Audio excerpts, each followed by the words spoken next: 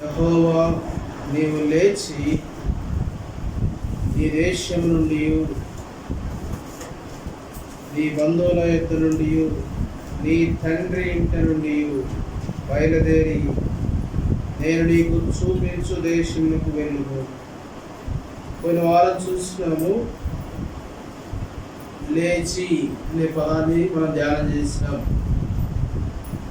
లేచి అంటే అబ్రహాముకున్న 5 రకాలైన చింతల్లో నుండి లేచి అనే మాటను మాట్లాడుతూ వచ్చాడు. కాబట్టి ఈరోజు కూడా మనం జ్ఞాపకం చేసుకోవాల్సింది ఏంటంటే, నీవు లేచి నీ దేశం నుండి,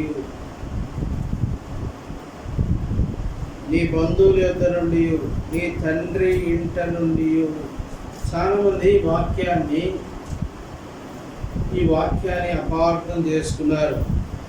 అంటే యేసు ప్రభు నమ్ముకుంటే బంధువుల నుండి విడిపోవాలా, తండ్రి ఇంటి నుండి విడిపోవాలా, సొంత దేశం నుండి బయటికి రావాలా? చాలామంది ఈ వాక్యాన్ని అపార్థం చేసుకున్నారు. ప్రియులారా, పోయిన వారం చూసినాము అబ్రహాముకున్న 5 రకాలైన చింతలు. ఈరోజు మనం జ్ఞాపకం చేసుకుంటాం ఏంటంటే, దేవుడు ఎందుకు రమ్మన్నాడు? దేవుడు నీ దేశం నుండి, నీ బంధువుల యొద్ద నుండి, నీ తండ్రి ఇంటి వారి యొద్ద నుండి ఎందుకు లేచినమన్నాడు? అంటే దేవుడు సంబంధాలని విరగొడతాడా? అంటే సంబంధాలని బ్రేక్ చేస్తాడా? ఆయన సొంత ఊర్లో ఉండలేడా? ఇవన్నిటికీ ప్రశ్నలకు దేవుని వాక్యమే జవాబు. మొట్టమొదటిగా దేవుడు ఎందుకు రమ్మన్నాడు మనం చూస్తే, నీ దేశము నుండి అన్నాడు. ఏమిటి ఆ దేశము? వాళ్ళ దేశం ఏంటంట? 27వ వచనం, 11వ అధ్యాయం 27వ వచనం.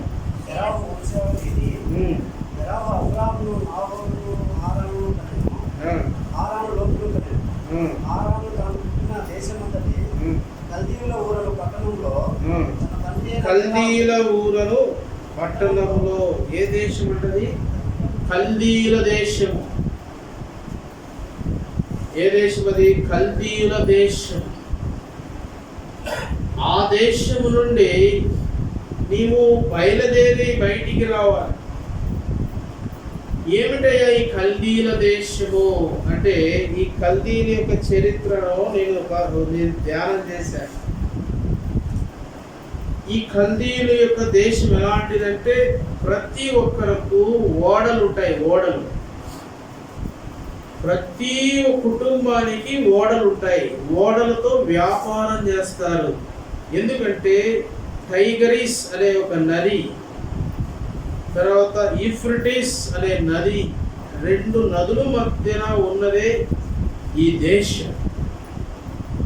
ఈ దేశం ఎలాంటిదంటే 2 జీవనదులు అన్నమాట. దాదాపుగా 8 దేశాలకు ప్రవహించే ఈ జీవనదులు ఉన్నాయి. ఏదంటే యూఫ్రటీస్, టైగ్రీస్ అనే 2 నదుల మధ్యన ఉండేదే ఈ దేశం, ఈ కల్దీల దేశం. ఈ దేశంలో ఉన్న వారందరికీ ఓడలు ఉంటాయి అన్నమాట. ఎందుకు ఓడలు ఉంటాయంటే, ఓడల వ్యాపారం చేసుకోవచ్చు. ఎట్లా బ్రదర్ మీరు చెప్పగలరు? బైబిల్లో ఉందా అంటే, చూడండి, బైబిల్లో కూడా ఉంది.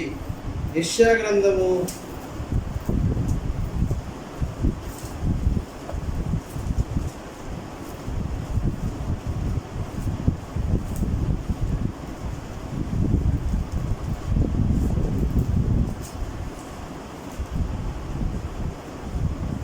43వ అధ్యాయము 14వ వచనం.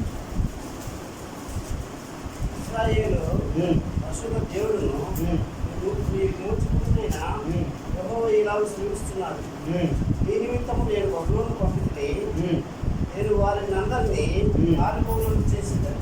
ఉమ్, వారికి అత్యాస్పదములకు ఉమ్. ఓడలతో కన్నీళ్లను పడవేసేదారు. ప్రియులారా, ఇక్కడ ఒక మాట చెప్పబడింది. ఏం చెప్పబడింది అంటే బబులోను గూర్చిన మాట చెప్పబడింది. ఏంటంట? వారికి ఉన్న అతిశయం ఏంటంట? ఓడలు. వారికి ఉన్న అతిశయం ఏంటంటే ఓడలు. ఈ కల్దీలు, బబులోను, తర్వాత మెసొపొతేమియా, ఇవన్నీ ఒకటే దేశానికి సంబంధించినవి. కల్దీలు అన్నా, బబులోన్ అన్నా, బాబేల్ అన్నా, మెసొపొతేమియా అన్నా, ఇవన్నీ ఒకటే దేశం గురించి పలు సందర్భాల్లో రకరకాలుగా వివరించారు. వీళ్ళకున్న అతిశయం ఏంటంటే ఈ దేశంలో అందరికీ ఓడలు ఉన్నాయి. ఓడల వ్యాపారాన్ని బహుగా చేసుకుంటున్నారంటే ప్రతి ఇంటికి ఒక ఓడ ఉంటుంది. అందుకే వారికున్న అతిశయమును కదా, వారికున్న అతిశయమును నేను ఏం చేస్తానంట ఓడలు అంటున్నాడు అక్కడ కదా. అతిశయాస్పదములకు ఓడలతో. ప్రియులారా, అంటే ఈ దేశము ఏం చేస్తారంటే దేశంలో ఉన్న వారందరూ ఓడల వ్యాపారం చేసేవాళ్ళు. ఓడల వ్యాపారాలు ఎక్కువగా ఉండేవి.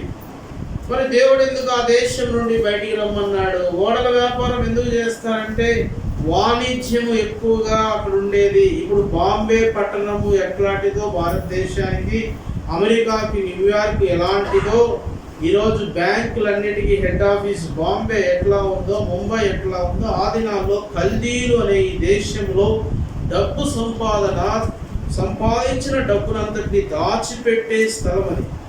సంపాదించిన డబ్బు అంతటిని బ్యాంకులుగా తయారు చేసి వాణిజ్యము ఆ యొక్క దేశంలోనే ఆరంభమైంది ఆ దినాల్లో. కాబట్టి వీళ్ళు వ్యాపారం, ఆ రెండు నదులు ఉన్నాయి కాబట్టి ప్రతి ఇంటికి మంచి ఓడలు ఉన్నాయి. ఆ ఓడలతో వారు మంచి వ్యాపారం చేస్తూ ఉన్నారు. దేవుడు ఎందుకు అసూయపడా? దేవుడు నీ దేశంలో నుండి బయటికి రమ్మన్నాడు. ఓడల వ్యాపారం చేసుకుంటూ బ్రతికే వాళ్ళను ఎందుకు రమ్మన్నాడు? చాలా మందికి డౌట్. దేవుడు ఎందుకు రమ్మంటాడు? ఇంకా చూడండి, ఈ దేశం ఎలాంటిదంటే ఈ దేశంలో చాలా ఏమాత్రం శ్రమ లేని దేశము. ఈ దేశంలో ఉన్నవారు ఎవరు శ్రమ పడరు. ఎందుకంటే ఈ టైగరీస్ అనే ఈ నది, యూఫ్రటీస్ అనే నది సంవత్సరం అంతయు పొలములకు, జంతువులకు, ఆ దేశస్తులకు సమృద్ధైన నీరునిస్తుంది. వ్యవసాయమునకు సమృద్ధైన నీరునిస్తుంది. ఈ రెండు జీవనదులు 8 దేశాల్ని బ్రతికించే జీవనదులు. కాబట్టి వీళ్ళకి ఎలాంటి వారంటే మంచిగా శ్రమ లేకుండా బ్రతుకుతున్నారు. అందుకే సుకుమారంగా బ్రతుకుతున్నారు. ఎట్లా చెప్తావు బ్రదర్? ఇది కూడా నీ దేవుని వాక్యంలో ఉందంటే ఉంది. చూడండి, యెషయా గ్రంథం 47వ అధ్యాయము. యెషయా గ్రంథం 47వ అధ్యాయం 1వ వచనం. మట్టిలో సింహాసనం లేకయే నేల మీద కూర్చుండుము. నీవు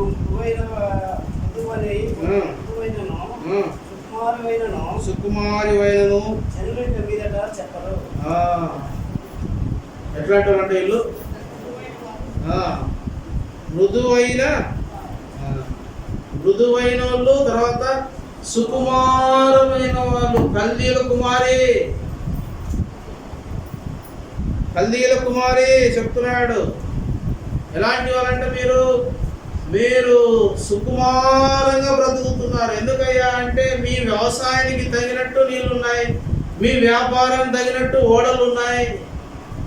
మీకు చెమట కార్చాల్సిన అవసరం లేదు, చెమట ఓడ్చాల్సిన అవసరం లేదు. మీరు సుకుమారంగా బ్రతుకుతున్నారు కదా. మృదువుగా బ్రతుకుతున్నారంటే ఏ కష్టం లేకుండా చక్కగా బ్రతుకుతున్నారు. మనకు కావాల్సింది ఇదే కదండి. సుకుమారంగా బ్రతికేది కావాలా, ఏ కష్టం లేకుండా బ్రతికేది కావాలా. ఓడల వ్యాపారాలు ఉన్నాయి. ఇంత మంచి దేశం నుండి దేవుడు ఎందుకు బయటికి రమ్మన్నాడు? చాలా మందికి డౌట్ ఏంటంటే దేవుడు వ్యాపారం చేసుకొనిడా? దేవుడు వ్యాపారం చేసుకొనిడా? దేవుడు సుకుమారంగా బ్రతికేదానికి ఇష్టపడ్డా? దేవుడు మృదువుగా బ్రతికేదానికి ఇష్టపడ్డా? వాక్యాన్ని సరిగా అర్థం చేసుకోని ప్రజలు ఈ దేశంలో ప్రతి ఒక్కరు సుకుమారంగా బ్రతుకుతున్నారు. ప్రతి ఒక్కరు ఎలా బ్రతుకుతున్నారు? మృదువుగా బ్రతుకుతున్నారు. కల్దీలు కుమారి పిల్లరా, ఇలాంటి జీవితంలో ఉన్నారు. ఇప్పుడు ఎందుకు దేవుడు ఈ దేశం నుండి బయటికి రమ్మన్నాడు? ఎందుకు ఈ దేశం నుండి బయటికి రమ్మన్నాడు? ఈ దేశానికి ఇంకొక పేరు ఏంటి? అపోస్తుల కార్యములు 7వ అధ్యాయం. అపోస్తుల కార్యములు 7వ అధ్యాయం 2వ వచనం. సహోదరులారా, తల్లులారా వినుడి. మన పితరుడైన అబ్రహాము హారానులో కాపురముండగా మునుపు మెసొపొతేమియాలో ఉన్నప్పుడు మహిమగల దేవుడు అతనికి ప్రత్యక్షమై, ఎక్కడ ప్రత్యక్షమైనాడినా? మెసొపొతేమియా. ఈ కల్దీలు దేశము, మెసొపొతేమియా ఇవన్నీ ఒకటే పిల్లరా. మరి ఈ దేశంలో, ఇంత బాగున్న దేశంలో, ఇంత సుకుమారంగా ఉండే దేశంలో పిల్లరా, ఇంత సౌఖ్యంగా ఉండే దేశంలో, ఇంతగా వ్యాపారం చేస్తున్న దేశంలో దేవుడు వాళ్ళని ఎందుకు బయటికి రా అన్నాడు? ప్రత్యక్షమయ్యాడు ఎందుకు? ఆదికాండము రండి, ఆదికాండము 11వ అధ్యాయము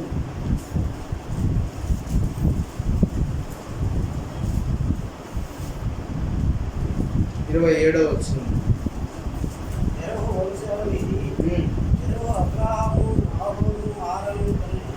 చాలండి. తెరహు వంశావళి ఇది.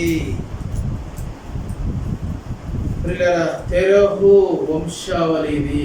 ఏమిటి? ఈ దేశం నుండి దేవుడు ఎందుకు బయటికి రమ్మన్నాడు? తెరహు అనగా అంటే అర్థం ఏంటంటే కాలయాపన చేసేవాడు. కాలయాపన చేసేవాడు.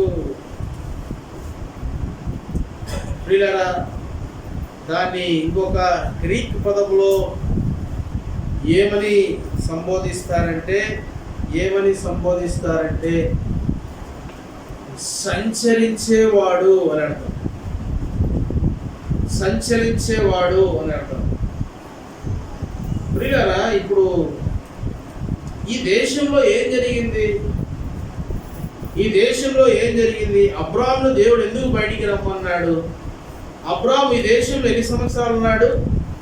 75 సంవత్సరాలు ఉన్నాడు. అవునా కదా? ఎక్కడుంది అది బైబిల్లో? 12వ అధ్యాయం, ఆదికాండం 12వ అధ్యాయం 4వ వచనం.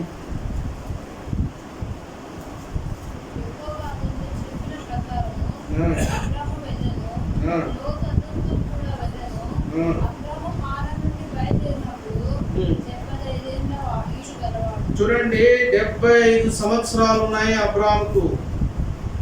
అబ్రాహాము 75 సంవత్సరాల వరకు ఎక్కడ ఉన్నాడయ్యా అంటే మెసొపొతేమియా, హారాన్లో కలిపి 75 సంవత్సరాలు బ్రతికాడు. ప్రియులారా, 75 సంవత్సరాలు బ్రతికాడు. కానీ అబ్రహాముకు ఒక లోపం ఉంది. అబ్రహాము భార్య గొడ్రాలు. అబ్రహాము గొడ్డు మనిషి. ఆ దేశంలో అబ్రహాము ఎంతో ఓడల వ్యాపారం ఉంది. ఆ దేశంలో ఎంతో మంచి సుకుమారంగా ఉన్నారు. ఆ దేశంలో ఎంతో సౌఖ్యంగా ఉన్నారు. ఆ దేశంలో శ్రమ లేదు. ఆ దేశంలో అవమానం లేదు. ఆ దేశంలో కష్టం లేదు. ప్రియులారా, ఇంత మంచి దేశం, 2 జీవనదులు ప్రవహించే ఈ దేశంలో అబ్రహాముకు ఒక లోపం ఉంది. అబ్రహాముకు ఒక సంతానము లేమి ఉంది. ఈ విషయాన్ని పట్టించుకోకుండా తెరహు ఏం చేస్తున్నాడంటే అదే దేశంలో కాలయాపన చేస్తూ ఉన్నాడు. అదే విగ్రహారాధనలో, అక్కడే ఓడల వ్యాపారంలో, అక్కడే జీవనదుల మధ్యలో, అక్కడే సుకుమారంగా, అక్కడే సౌఖ్యంగా, అక్కడే సంతోషంగా ప్రాణాన్ని సుఖపెట్టుకుంటున్నాడే కానీ అయ్యో లోపాన్ని సరి చేస్తామని తండ్రి ఆలోచన లేకపోయినా, ఈ లోపాన్ని సరిచేద్దామని తెరహుకు ఆలోచన లేదు. ప్రియులారా, చాలా మంది క్రైస్తవులారా గుర్తుంచుకోండి, దేవుడు ఎందుకు ఆ దేశంలో నుండి రమ్మన్నాడు తెలుసా? అబ్రహామా, నీ తండ్రి చేయలేనిది నేను చేస్తా, నీ దేశం చేయలేనిది నేను చేస్తా, నీ దేశం నీకు సుకుమారంగా నిన్ను పెంచవచ్చు, నీ దేశంలో నీకు జీవనదులు ఉండొచ్చు, నీ దేశంలో నీకు సంపూర్ణమైన ఓడల వ్యాపారం ఉండొచ్చు. ఇవన్నీ ఉన్నా కూడా నీకు ఒక లోపం ఉంది. ఈరోజు ప్రతి క్రైస్తవుడు బ్రతికేది దేని కోసం? సుఖం కోసం. ప్రతి క్రైస్తవుడు బ్రతికేది ఎందుకోసం? సుకుమారంగా ఉండాలి. ప్రియులారా, ఎప్పుడు సుకుమారం కోరుకుంటావో, ఎప్పుడు సుఖము కోరుకుంటావో ఖచ్చితంగా గుర్తుంచుకో, ఏదో లోపం ఉంటది. అబ్రహాముకు లోపం ఉంది, గొడ్డుతనం ఉంది. అందుకే ఇప్పుడు అంటున్నాడు, ఆ మెసొపొతేమియా అనగా అర్థం ఏంటంటే రెండిటి మధ్యలో అని అర్థం. రెండిటి మధ్యలో 3 పర్వతాలు ఉంటాయి మెసొపొతేమియాకు. అయితే 2 పర్వతాలు మధ్యలో ఉంటుంది. రెండిటి మధ్యలో కొట్టుమిట్టాడుతా ఉన్నాడు. అబ్రహాముకున్న లోపము 75 సంవత్సరాలు సుఖం అనుభవించిన దేశము లోపాన్ని తీసివేయలేదు. సుకుమారంగా బ్రతికిన దేశంలో అబ్రహాము లోపాన్ని తీసివేసుకోలేకపోయినాడు. తన తండ్రి తీసివేసుకోలేకుండా కాలయాపన చేస్తా ఉన్నాడు. తండ్రులు కూడా లోపాన్ని తీసివేయలేరు, లోపం గురించి ఆలోచన చేయలేని ఆ దేశంలో ఉన్నాడు. ఇప్పుడు అంటున్నాడు దేవుడు, అబ్రహాము నువ్వు లేచి బయటికి రా. దేవుడు చెప్పింది కరెక్టా అబద్ధం? అబ్రహాము లోపాన్ని తీసివేసేదానికి అందుకే ఏమన్నాడు చూడండి ఇక్కడ, ఆదికాండం 12వ అధ్యాయము 2వ వచనం, నిన్ను గొప్ప జనముగా చేసి. అసలు 75 సంవత్సరాలు పిల్లోడే లేడే, 75 సంవత్సరాలు లోపంతో బ్రతికినాడే. ఈ మాట ఎప్పుడు ఎవరు అనలేదే.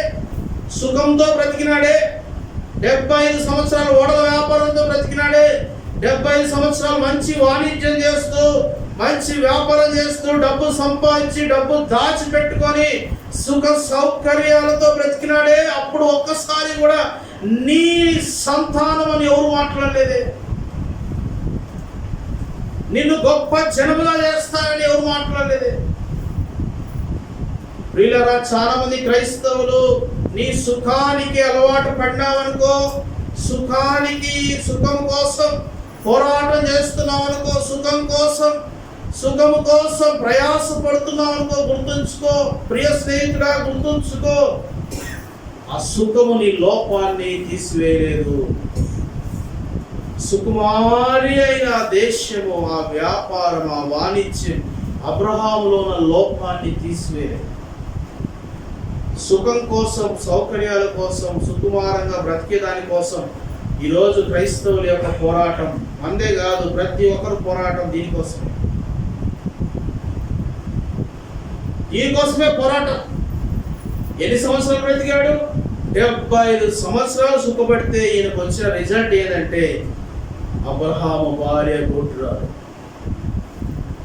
ఒకవేళ నువ్వు సుఖపడతావు, ఎన్ని సంవత్సరాలు సుఖపడతావు? 25 సంవత్సరాలు, 30 సంవత్సరాలు సుఖపడినా నీకు దేవుడు ఇచ్చేది ఏంటంటే, నీకు మనుషులు ఇచ్చే గిఫ్ట్ ఏంటంటే ఒక లోపాన్ని చూపిస్తారు.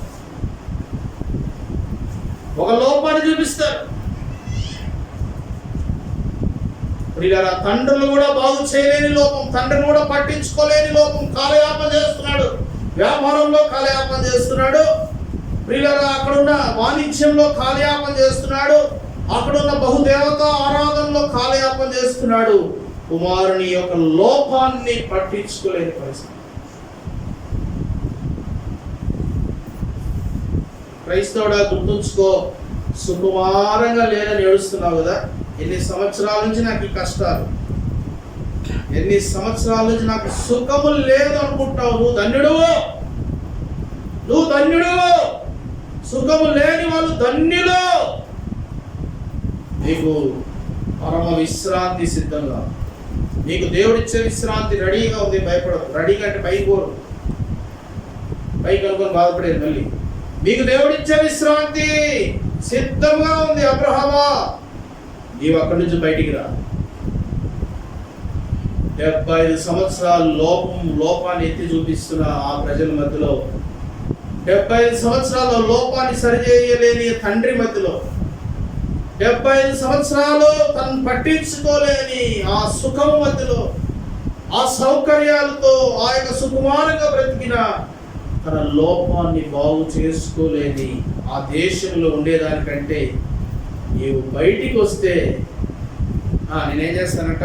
2వ వచనం, నిన్ను గొప్ప జనంగా చేసి నిన్ను ఆశీర్వదించి నీ నామమును గొప్ప చేయుదును, నీవు ఆశీర్వాదంగా నుండువు. 3వ వచనం, నిన్ను ఆశీర్వదించు వారిని ఆశీర్వదించెదను, నిన్ను దూషించు వారిని శపించెదను. భూమి యొక్క సమస్త వంశములు నీయందు ఆశీర్వదింపబడును. నీయందు భూమి యొక్క సమస్త వంశముల వంశమే లేదే. 75 సంవత్సరాలు మెసొపొతేమియాలో సతమతమైపోతున్నాడు. లోపాన్ని తీసివేసుకోలేక రెండిటి మధ్యలో తాను అబ్రహాము సతమతమైపోతా ఉన్నాడు. ఏం చేయాలో? చాలా మంది సుఖపడతారు కానీ, గుర్తుంచుకోండి, సుఖపడతారు కానీ లోపమును మాత్రము తీసివేసుకోలేరు. క్రైస్తవుడా, సుఖాన్ని కోరుకుంటున్నావు, సుఖంలోనే ఉండాలనుకుంటున్నావు. గుర్తుంచుకో, సుఖంలోనే అక్కడే ఉంటే నీకు లోపం అనేది పోదు. సుఖ సౌకర్యాల్లోనే జీవించాలనుకుంటే లోపాన్ని ఎప్పుడు సరి చేసుకోలేవు, ఆ లోపాన్ని ఎప్పుడు తీసివేసుకోలేవు. ఇప్పుడు అంటాడు దేవుడు, నీ దేశం నుండి బయటికి రా అంటే ఆ సుఖము, ఆ వ్యాపారం, ఆ వాణిజ్యానికి అలవాటు పడిపోయినావు. అయితే ఈ లోపాన్ని ఎవరు తీసివేయలేరు. లేచి ఏమంటున్నాడు? లేచి నీ దేశము నుండి, నీ బంధువుల నుండి, నీ తండ్రి ఇంటి వారి నుండి. సరే, ఇంతగా వ్యాపారం చేస్తూ సంపాదించినారు కదా, మరి తండ్రి ఇంటి వారు ఎట్లా తయారైనారు చెప్పండి. తండ్రి ఏమో పట్టించుకునేవాడు కాదు, తండ్రి తిరుగులాడేవాడు. తెరోహు అనగా తిరుగులాడేవాడు. అరే, ఇంతగా భోగములు అనుభవిస్తున్నారే, ఎందుకు తిరుగులాడేవాడైనాడు? ఒక విశ్వాసి బాగుపడాలంటే శ్రమలే. గుర్తుంచుకోండి, ఒక విశ్వాసి బాగుపడాలంటే కష్టమే, ఒక విశ్వాసి బాగుపడాలంటే ఇబ్బందులే. మనం బాగుపడేది కోరుకోం. ఎప్పుడు కావాల్సింది సుఖం. సుఖం. అబ్రహాము కంటే ఎవరు సుఖం అనుభవించినాడు? 75 సంవత్సరాలు సుఖం అనిపించినాడు. ఏం సంపాదించుకున్నాడు? తండ్రి తిరిగిపోతుడైపోయినాడు. తండ్రి ఏమో తిరిగిపోతుడైపోయినాడు. ఈరోజు మన జీవితాలు ఎట్లా ఉన్నాయండి? మనం అనుభవించే సుఖాలను బట్టి మన పిల్లలు పాడవుతున్నారు. మనం అనుభవించే సుఖాలను బట్టి మన ఇంట్లో వాళ్ళు పాడవుతున్నారు. తెరోహు ఏమంటే అర్థం తిరుగులాడేవాడు. అందుకే అంటున్నాడు, నీ తండ్రి నేను పట్టించుకోలేడు, నీ తండ్రి నేను బాగు చేయలేడు. ఇప్పుడు లేచి నీ తండ్రి ఇంట నుండి నడలేదా? నీ తండ్రి ఇంట నుండి. చూడండి ఇంకా ఎవరున్నారో. 11వ అధ్యాయం ఆదికాండం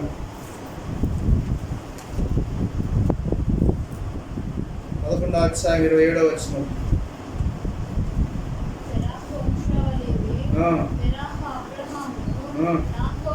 నాహోరును. రెండవదిగా చూడండి, నాహోరు అనగా బుస్స కొట్టేవాడు అని అర్థం. చూడండి, ఈ దేశంలో ఉండి వీళ్ళు ఎలాంటి టైటిల్స్ సంపాదించుకున్నారు. ఈ దేశంలో, కల్దీయుల దేశంలో ఉండి వీళ్ళు ఎలాంటి బిరుదులు సంపాదించుకున్నాడు. నాహోరు అంటే బుస కొట్టేవాడు. ఎవరు బుస కొట్టేది? ఎవరు కొట్టేది? బుస కొట్టేది పాము. ప్రియులారా, ఎట్లా తయారైపోయినారు? అబ్రాహాం కుటుంబం ఎట్లా ఉంది ఇప్పుడు? కల్దీయుల దేశంలో భోజనానికి తక్కువ లేదు, బ్యాంకింగ్ బ్యాలెన్స్ కు తక్కువ లేదు, వ్యాపారానికి తక్కువ లేదు, ఓడలకు తక్కువ లేదు, వాణిజ్యానికి తక్కువ లేదు, పెద్ద పెద్ద పట్టణాలు కట్టుకునే దాంట్లో తక్కువ లేదు. మరి దేవుళ్ళ దగ్గర పూజారిగా ఉన్న తన తండ్రి మంచి పేరు ప్రఖ్యాతులు కలిగిన విషయంలో తక్కువ లేదు, అన్ని తక్కువ లేదు. కానీ అబ్రాహాము వాళ్ళ అన్న ఎట్టున్నాడంట, గుస్సగొట్టేవాడు అయిపోయాడు. అంటే ఎలాంటి జీవితం? హాము జీవితము, హాము లాంటి జీవితం. పాము జీవితం ఎలా ఉంటుంది? సర్ప సంతానమా ఎదుగన్నాడు. సర్ప సంతానం ఎలాగా? సర్పం ఎట్లుంటది? వంకర జీవితము. సర్పము వంకర జీవితము. సర్పం ఎప్పుడు బుసగొట్టేది. ఎంత ప్రమాదమో! నాహోరు బుసగొట్టేవాడు తయారైపోయినాడు. ప్రియులారా, ఇంతగా అబ్రాహాము కుటుంబము ఆ దేశంలో నలిగిపోతాం, ఆ దేశంలో పాడైపోతాం. ఎందుకంటే అప్పటికే భూమి మీద ఉన్న మనుషులందరూ ఏమైనారు? చెడిపోయి ఉన్నారు. ఆదికాండంలో రండి, ఆదికాండం 6వ అధ్యాయం 2వ వచనం.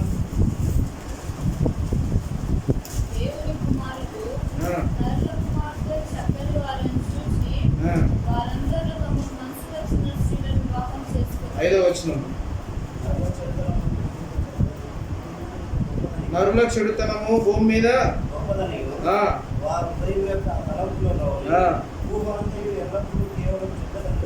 నరుల చెడుతనము భూమి మీద గొప్పది.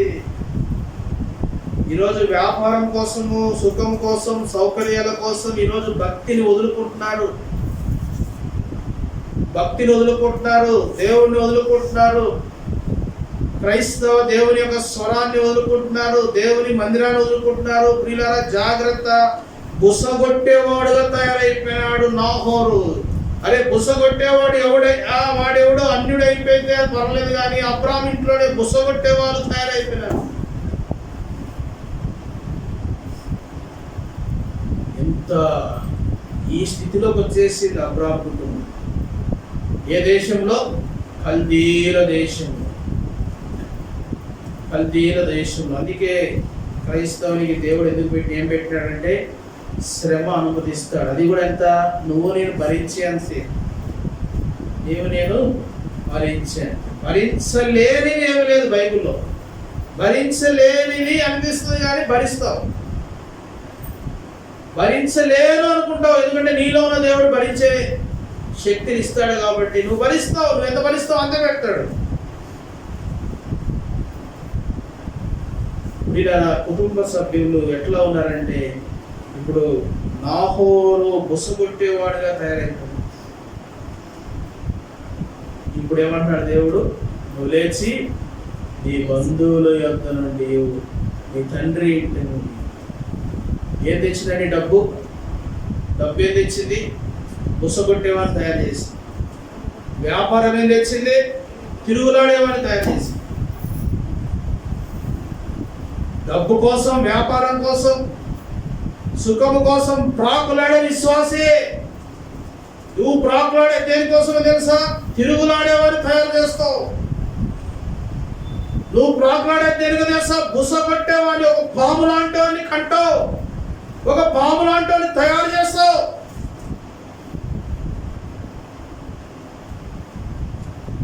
గుర్తుంచుకోండి. ఇలాంటి స్థితిలో ఉంది అబ్రాహాము కుటుంబం. ఇప్పుడు అందుకే అన్నాడు, అబ్రాహాము నువ్వు నీ తండ్రి ఇంటి నుండి బయటకు వచ్చి. తండ్రి ఇంటి వాళ్ళంతా పాడైపోయారు. తండ్రి ఇంటి వాళ్ళంతా పాడైపోతా ఉన్నారు. ఇప్పుడు దేవుడు ఆ దేశంలో అబ్రాహాముకు ప్రత్యక్షమైనాడు. క్రైస్తవుడా, దేనికోసం నీ పరుగు పందెం? ఉదయం నుంచి రాత్రి వరకు నువ్వు ఈ వారం అంతా దేనికోసం పరుగు పందెం? ఈ సంవత్సరాలన్నీ దేవుని కోసం నీ పరుగు పందెం. సుఖమే కాదా? సౌకర్యం కాదా? డబ్బు కాదా? దాచిపెట్టుకోవడం కాదా? ధనం కాదా? బ్యాంక్ అకౌంట్స్ కాదా? వాణిజ్యం కాదా? ఇవి కాదా అండి ఇప్పుడు కావాల్సింది? ఇది మనం బ్రతికేదానికి అవసరమే. కానీ వీళ్ళరా, వీటన్నిటినీ దేవునిగా తెచ్చిపెట్టుకున్నారు. వీటి కోసం 75 సంవత్సరాలు ఆ కుటుంబం అక్కడ ఉండి లాస్ట్కి బుసగొట్టే వారిని సిద్ధపరచుకున్నారు. ఎన్ని సంవత్సరాలు సుఖం కోసం ప్రయాసపడతావు, లాస్ట్కి నీకు నాకు దొరికేది ఏంటంటే పాము లాంటోడు ఇంట్లోంచి బయటకు వస్తాడు. వీడు ఇట్లాంటోడా, నేను ఇట్లాంటోడు అనుకోలేదే, వీడు ఇంత మోసం చేస్తాడా, ఇట్లా అనుకోలేదే. ఇది చాలా సవాలుతో కూడిన జీవితం. తర్వాత చూడండి, నాహోరు తర్వాత ఎవరున్నారంట? హారాను. ఆదికాండం 11:27 హారాను. ప్రియులారా, హారాను అనగా అర్థం ఏంటంటే ఎండిపోయినవాడు, పర్వతం మీద ఎండిపోయినవాడు. చూడండి, అబ్రహాం కుటుంబ పరిస్థితి ఎట్లా తయారైపోయిందంటే, ఒక ఆయనేమో తిరుగుబోతు అయిపోయినాడు, తండ్రి ఏమో తిరుగులాడేవాడు అయిపోయినాడు, తర్వాత పెద్దవాడేమో నాహోరేమో బొసగొట్టేవాడైనాడు. ఇప్పుడు హారాను పర్వతం మీద ఎండిపోయినవాడు. ఎందుకు ఎండిపోయినారు? ఏం తక్కువ ఎండిపోయినారు? ఇప్పుడు ఏమి తక్కువ ఎండిపోయినారు? ప్రియులారా, నేను చెప్పాను కదా, అక్కడ 2 జీవనదులు ఉన్నాయి. తర్వాత ఆ ప్రాంతం కూడా పర్వతాల మధ్యలో ఉంటుంది, మెసొపొతేమియా అనే. ప్రతి ఒక్కడు ఆ పర్వతం మీద నివసించాలని ఆశపడతాడంట. ఎందుకంటే ఆ టైగరీస్ అనే ఈ నది పక్కన ఒక పెద్ద కొండల అంటే పర్వతం, చిన్న పర్వతం ఉంటుంది. ఆ పర్వతం మీద నివసించాలని ఆశపడతాడంట. ఎందుకంటే ఆ పర్వతం మీద నివసించిన వారికి, ఆ పర్వతం మీద ఎవరైతే నివసిస్తారో, ఆ పర్వతం ఎవరైతే ఎక్కుతారో, ఆ మెసొపొతేమియా అంతా వాళ్ళు సింహాసనము మీద ఏలొచ్చు, సింహాసనం మీద కూర్చోవచ్చు. ఈ సింహాసనం మీద కూర్చుండేదానికి, ఈ సింహాసనం మీద ఏలేదానికి ఈ హారాను అనే వ్యక్తి ఆ పర్వతం మీద నివసించడానికి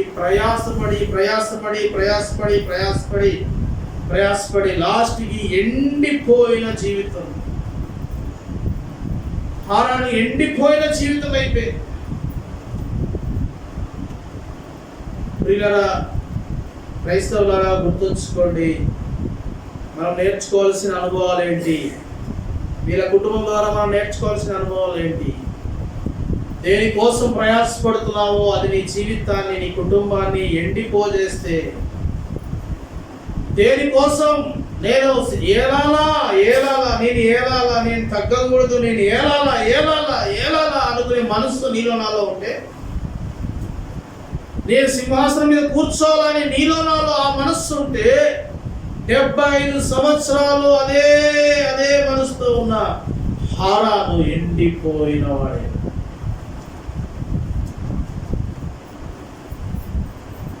ఇలాంటి ఘోరమైన స్థితిలో ఉంది అబ్రహాం కుటుంబం. ఇప్పుడు పిలవడం తప్ప కదా? చెప్పండి, ఇప్పుడు పిలవడం తప్ప కదా? చాలా మంది పొరపడతా అంటారు, దేవుడు బంధుత్వం ఏం చేస్తాడా? అబ్రహాం ఆడుంటే కూడా ఏమైపోతాడు? తిరుగుబోతవుతాడు. ఆడుంటే ఏమవుతాడు? బుసగొట్టేవాడు అవుతాడు. ఆడుంటే ఏమవుతాడు? చెప్పండి, ఎండిపోతాడు. తాను కూడా ఏలాలా అనుకునే మనసు అబ్రహాం కూడా వచ్చేస్తుంది. అబ్రహాం కూడా అదే మనసు వస్తుంది. కాబట్టి ఇప్పుడు ఏమంటున్నాడంటే, అబ్రహాము నువ్వు బయటికి రా. ఎక్కడి నుండి? నీ దేశం నుండి, నీ బంధువుల ఎదురు, నీ తండ్రి ఇంటి నుండి బయటకు వచ్చేసి. ప్రియులా, 75 సంవత్సరాలు దేని కొరకు జీవిస్తున్నావు? ఏలాలని జీవిస్తున్నావా?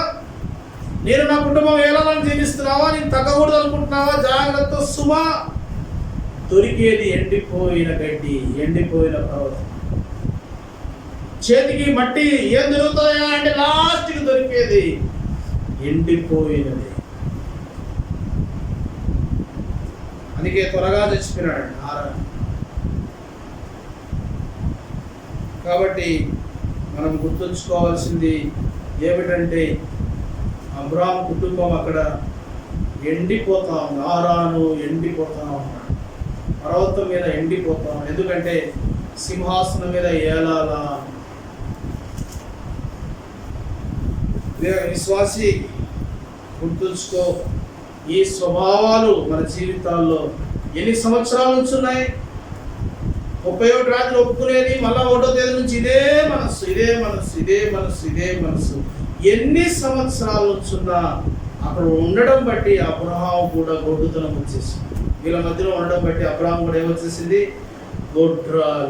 గొడ్డుతనం వచ్చేసింది.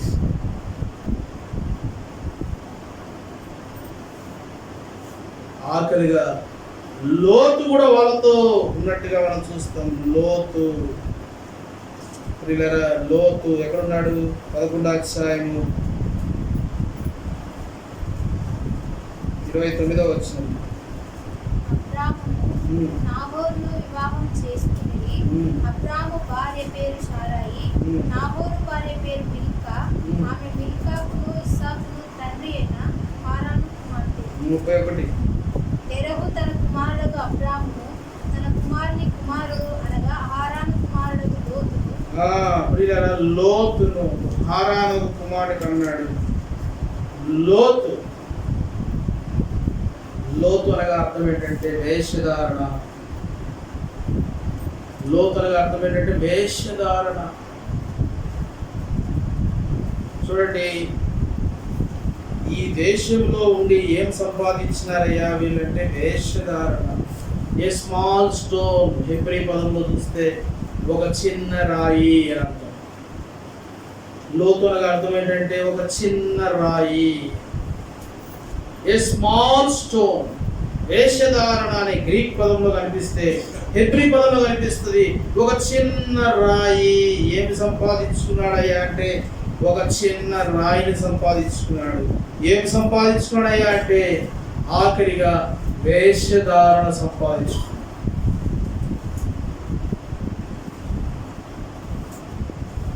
ఇట్లాంటి ప్రజల మధ్యలో ఉండొచ్చా ఉండకూడదు? చెప్పండి.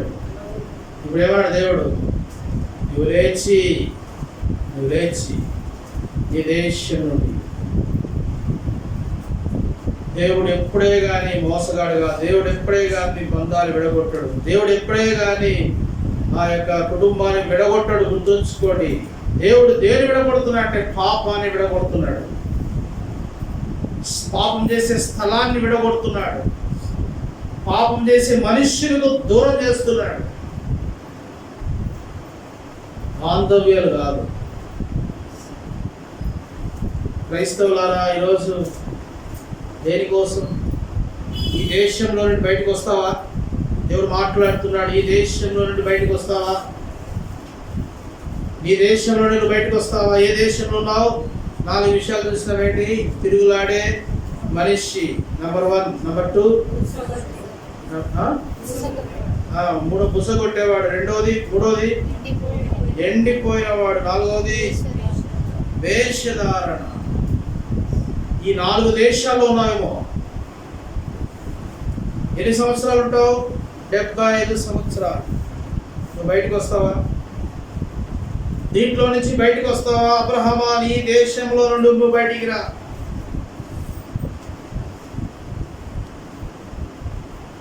ఇప్పుడు బయటకు వస్తే ఏం చేస్తానంటే నిన్ను ఫస్ట్ ఏం చెప్పినాడు? 2వ వచనంలో నిన్ను గొప్ప జనముగా చేసి.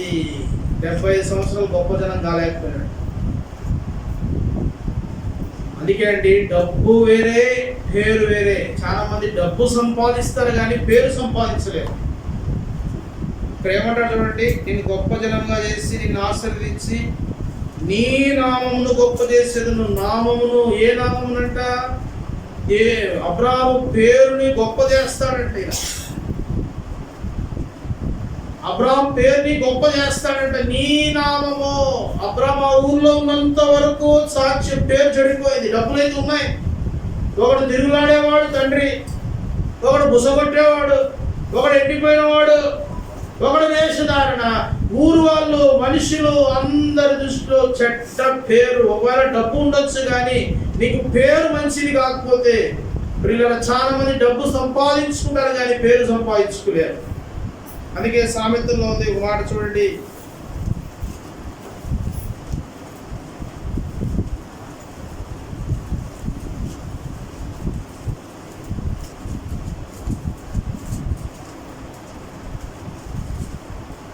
22వ అధ్యాయం 1వ వచనం. గొప్ప ఐశ్వర్యము కంటే గొప్ప ఐశ్వర్యము కంటే మంచి పేరును మంచి పేరును వెండి బంగారముల కంటే వెండి బంగారము కంటే దయయు కోరదగినది. దయయు కోరదగినది. ప్రియులారా, ఈరోజు గొప్ప ఐశ్వర్యము నీలో ఉండొచ్చు, నువ్వు సంపాదించవచ్చు. మంచి పేరు దేవుడిస్తాడు. నీ నామంని గొప్ప చేసేది దేవుడి చేతిలో ఉంది. అది ఏ డబ్బు ద్వారా నువ్వు తెచ్చుకోలేవు, ఏ సంపాదన ద్వారా తెచ్చుకోలేవు, ఐశ్వర్యం ద్వారా తెచ్చుకోలేవు, క్రియల ద్వారా తెచ్చుకోలేవు. నువ్వు నటించినా కూడా మంచి పేరు రాదు. అప్పుడు వస్తుందేమో, నేను నటించినా మంచి పేరు అప్పటికి వస్తుంది. తర్వాత ఆ పేరు మార్చేస్తారు మనుషులు. దేవుడు ఏం చేస్తాడంటే మంచి పేరును తీసుకొచ్చేది ఎవరంటే దేవుడు. అబ్రాహాముకు ఆ ఊర్లో పేరు లేదు. మెసొపొతామియాలో డబ్బులు ఉన్నాయి కానీ పేరు లేదు. ఈరోజు నువ్వు నేను ఏ దేశంలో ఉన్నావా అంటే ఈ 4 రకాల ప్రజల మధ్యలో, ఈ దేశంలోనే, ఈ సుఖ సౌకర్యాలు అనే దేశంలో, ఈ 4 రకాల ప్రజల మధ్యలో నేను జీవిస్తున్నంత కాలము నీకు నాకు సంపాదన దొరకవచ్చు, ఏదైనా తాత్కాలికంగా నీ ఆహారం నీకు కావాల్సింది దొరకవచ్చు, కానీ మంచి పేరు దొరకదు. మంచి పేరు దొరకదు కదా. ఐశ్వర్యం కంటే ఏదంట మంచి పేరు. అబ్రహాముకు ఒక మంచి పేరు తీసుకురావాలని దేవుడేమన్నాడు? ఇప్పుడు అబ్రహామా, నీవు లేచి నీ దేశం నుండి నీ బంధువులు.